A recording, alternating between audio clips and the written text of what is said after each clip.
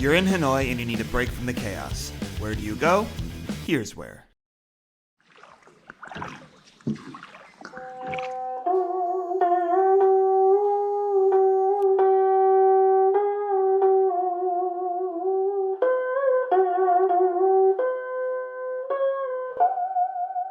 The quiet. That's the first thing you notice in Ninh Binh. Hanoi is wonderfully chaotic, and the train south sways like a waltzing drunk on old rails. But in Ninh Binh, a heavenly silence settles in the thick air like a sloth nestling into a makeshift hammock. It embraces you and holds you like a lover. Everything will be okay.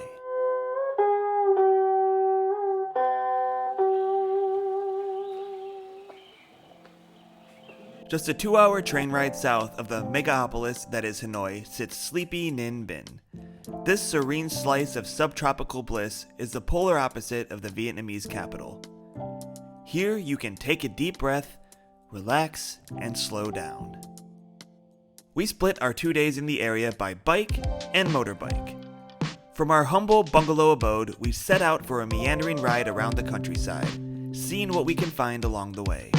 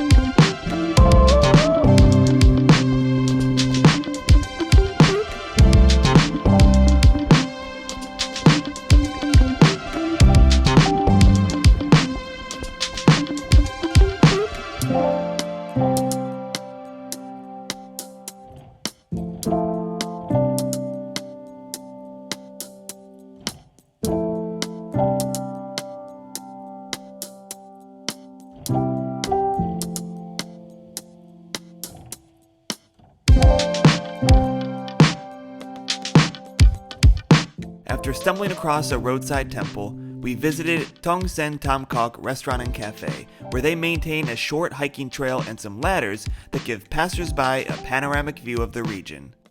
All they ask in return for their trouble is that you buy a drink. For this, we're happy to oblige. The Tai Vi temple sits just around the corner. A musician ushers us in to take a seat and listen to some tunes. Dating back to sometime in the 13th or 14th centuries, it's just the tip of the temple iceberg, if you will, that surrounds Ninh Binh. The Bich Dong Pagoda is perhaps the star of the area. Though it was first built in 1428, it was abandoned until 2 Buddhist monks rediscovered the pagoda in 1705. They cleaned up the joint and reconstructed it as a multi-tier pagoda built into the limestone mountains. Now, I'm neither Chip nor Joanna Gaines, but I think they did a pretty nice job with the place.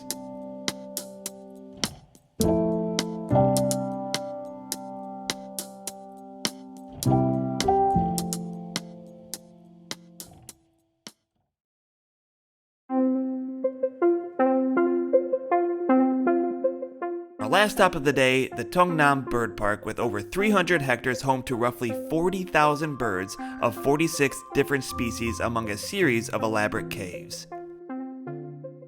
Unlike the pagoda, there's nary a tourist in sight.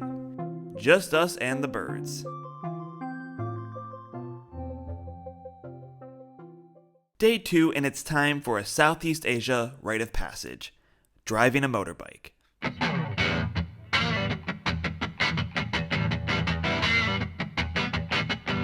Thankfully, it's just a quiet 3.5-mile ride to the Múa Viewpoint to get whatever the motorbike equivalent of sea legs is.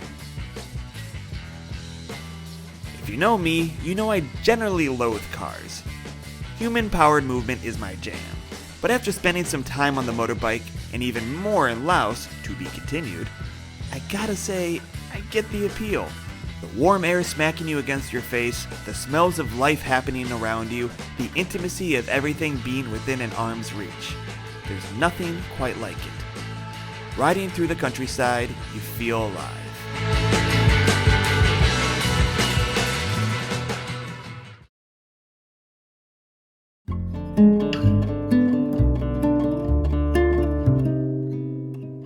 Hang Moi, it's busy. Not only do you have the rush of tourists, but we learned that this is a popular spot for Vietnamese women to come and snap wedding photos in their traditional dress. Sanook fetching about the 300-foot climb to the top. She did it with a freaking dress and a fur stole across her top.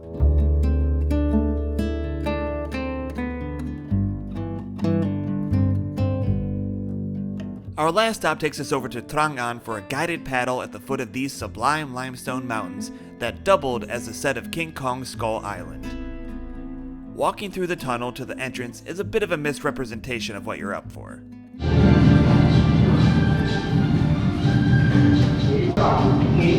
Looks intense. In reality, it's anything but. Over the course of 2 to 3 hours, we slowly meander around the lakes and connecting canals through caves with stops at different temples along the way. Again, nary a tourist in sight. Just us and a taste of postcard Vietnam that's plenty worthy of a little nature montage.